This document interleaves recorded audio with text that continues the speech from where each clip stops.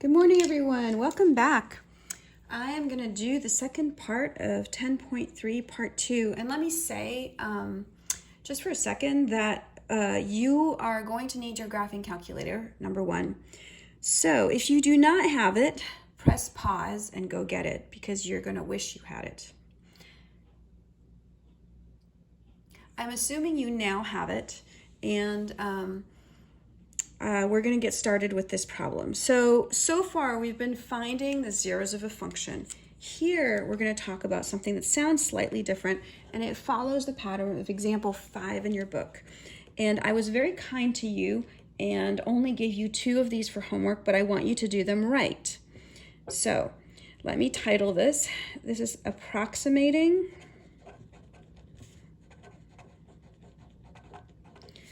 the zeros of a function. And sometimes we have to do this. I'll show you how to do it with a calculator later, but you have to demonstrate it. Let me repeat that. You have to do those correctly in your homework, which means that what I'm about to put on this page, I should see on your page. And if you take notes, you'll be completely primed to do this properly. All right, taking the equation f of x equals x squared plus 4x plus 1. You'll look at this right away because we want to graph this, right? We want to find out the zeros of the function or the x-intercepts. But right away we can see we've got a problem because if I want to graph this, I see that 1 only has 2 factors, 1 and 1, and there's absolutely no way those factors are going to add up to a 4x in the middle if I factor. So that's not going to work. But I can find out other information about this. I can look here and see, oh, my y-intercept is 1. That's quite helpful. My axis of symmetry, if you remember how we found that, I'll just put this below, is x equals negative b over 2a. And b is 4, so negative 4 over 2 is negative 2. So I have an axis of symmetry of negative 2. So I have 2 things that are super helpful right now. I have my y-intercept, and I have my axis of symmetry. Next, if I take my axis of symmetry and I substitute it back in, I can get my vertex. And so I'm going to do that right now. Negative 2 squared plus 4 times negative 2 plus 1. And when I do that, I'll get 4 minus 8 is negative 4 plus 1 is negative 3. So my vertex is going to be negative 2, negative 3. 3 pieces of information, which is plenty really to do this. So here's my graph, and I'm going to tilt it slightly towards the left because I can see right away if my vertex is in this quadrant down here, the 3rd quadrant, I really don't need all this stuff to the right. So I'm going to draw a graph. This saves me a little space, right? All right, here's my x-axis, my y-axis, and I'm going to go out to about negative 6. This means this is negative 3.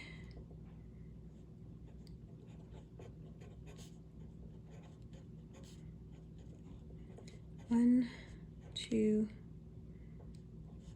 3, 4, 5, negative 1, negative 2. Whoa, I'm almost going off the page, aren't I? Let me keep the negative 3 on the page. Just. All right. So, what does this information up here tell me? Well, y-intercept of 1, here we go. Axis of symmetry of negative 2, here we go. Vertex, negative 2, negative 3. All right. Now, what else can I find out? Well, I can see, right, drawing a little graph, that if I have 0, 1 over here, and this is over 2 from the axis of symmetry, if I go over 2 in this direction, negative 4, 1 is going to be another point. But I really should try to find a couple more, right? Well, let's see what I can find. Let me, for example, see, let me put -1 in, sorry, yeah, -1 and see what happens. -1 squared is 1, plus 4 times -1 is -4, so 1 minus 4 is -3, plus 1 is -2. All right, so we can place that there. And if I have -3 over here, I'll probably get the same number because it's 1 over, but let's just try it. -3 squared is 9, plus 4 times -3 is -12, so -3 plus 1 is -2, and that's correct. So here I go. And trust me, for these problems, you are going to want to be as precise as possible. It will save you time. And I'll show you why. Here you can see that I've got my x-intercept is somewhere between 0 and -0.5, right? So it's going to be less than 0, but greater than -0.5. That's not what the book tells you. The book tells you it's between 0 and -1. I'm narrowing it to save you time. If you drew this carefully, it should be easy to see that. This x-intercept over here, you can see, is between -3 and -4, and even better, it's really greater than -4, but it's also less than -3.5. And that way, we don't have to try 10 points, and you're going to appreciate that when I draw the process in a minute. I'm going to draw a little table. Actually, 2 tables. One to test this point and one to test this one, because we need to do it to the, and this is important, these problems are all going to ask you to do it to the nearest tenth, and all by all, again, I only gave you 2. Okay, so this is all going to be to the nearest tenth, which means I want to know, is it -3.5, -3.6, -3.7, -3.8, etc. Well, I'm going to start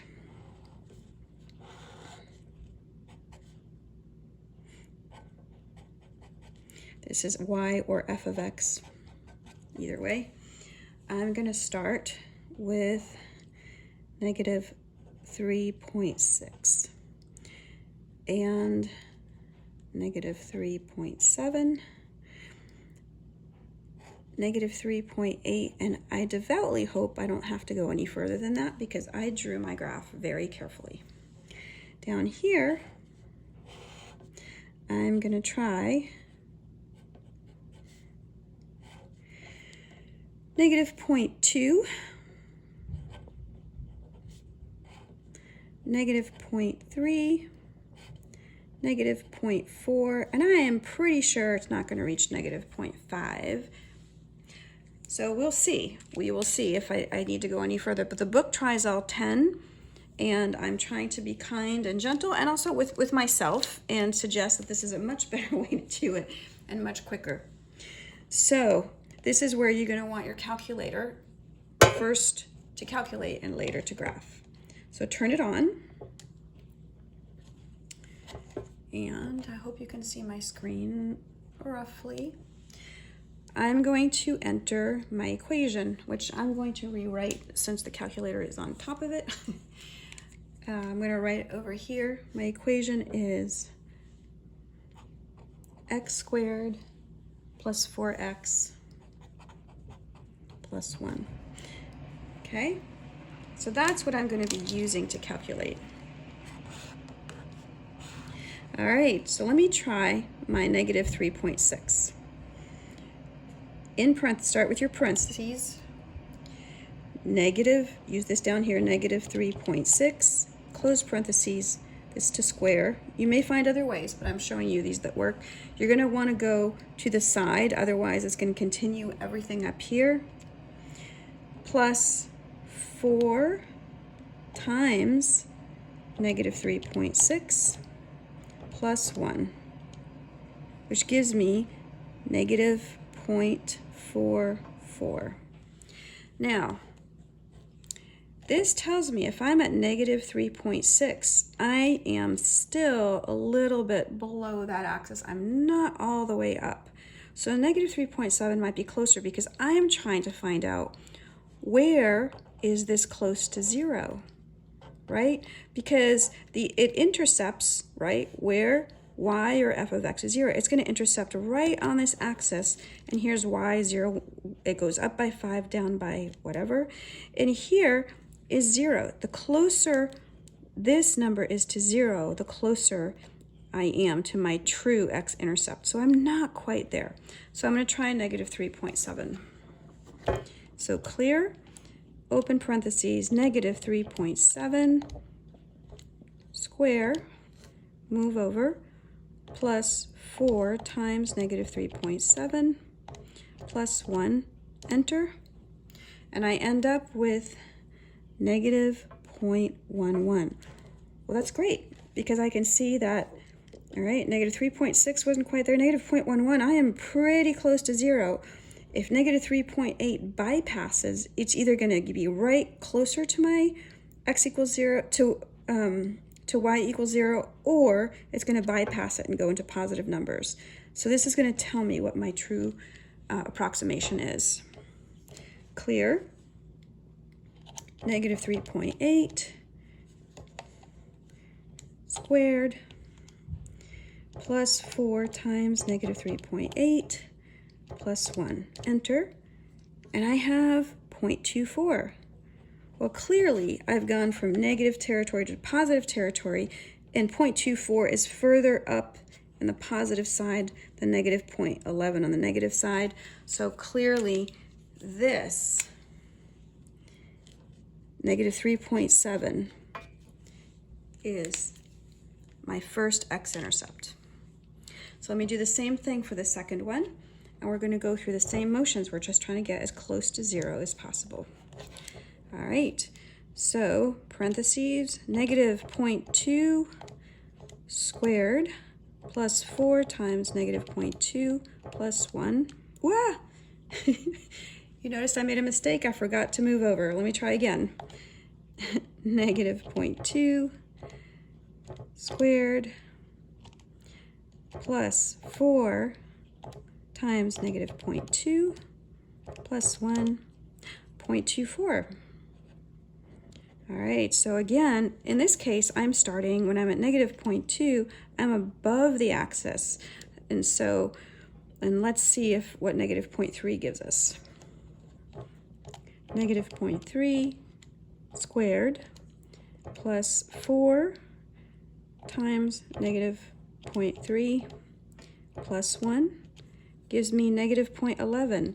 Well, now I know that I've gone from 0.24 down below negative 0.11, and from there on, if I go to negative 0.4, I'm going to go further away from 0.